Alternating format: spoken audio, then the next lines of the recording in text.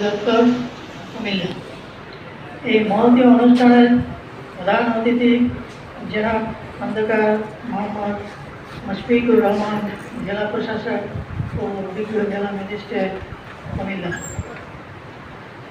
আজকের এই অনুষ্ঠানে বিশেষ অতিথি হিসাবে উপস্থিত আছেন মোহাম্মদ আনিসুর রহমান ভূঁইয়া, আহ্বায়ক জাতীয় শ্রমিক লীগ কুমিল্লা মহানগর। আরও উপস্থিত আছেন মোহাম্মদ হাসান খসরু, শ্রম বিষয়ক সম্পাদক কুমিল্লা মহানগর আওয়ামী লীগ। আরও উপস্থিত আছেন সৈয়দ নাজমুল রাশেদ, উপপরিচালক কলকারখানা ও প্রতিষ্ঠান পরিদর্শন অধিদপ্তর কুমিল্লা। আরও উপস্থিত আছেন doctor Nasima Akter, civil surgeon, এবং doctor Nazmul Alam, deputy civil surgeon Comilla.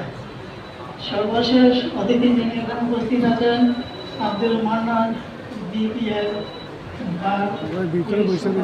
Comilla. আরো উপস্থিত আছেন অডিয়েন্সের সামনে বিভিন্ন সংগঠন থেকে আগত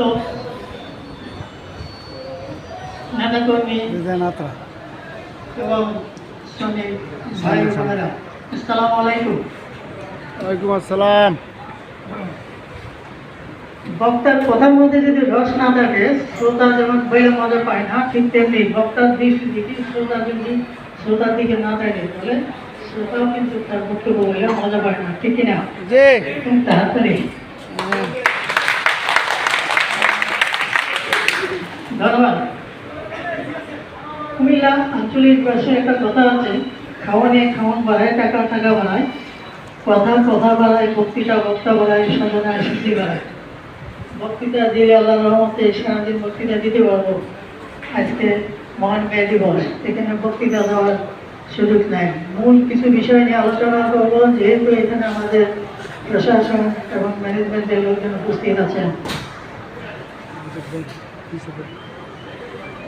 মে দিবস এটা আন্তর্জাতিক শ্রমিক দিবস।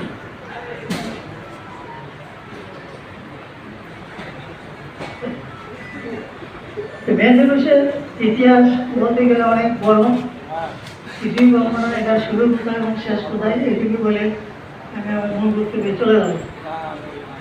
1800 সালে মার্কিন যুক্তরাষ্ট্রে যখন নাকি রেনেসাঁ তথা নবজাগরণ, আপনার কলকারখানা প্রচুর পরিমাণে হচ্ছিল, একটার পর একটা, তখন সেখানে হাজার হাজার শ্রমিক জয় করে।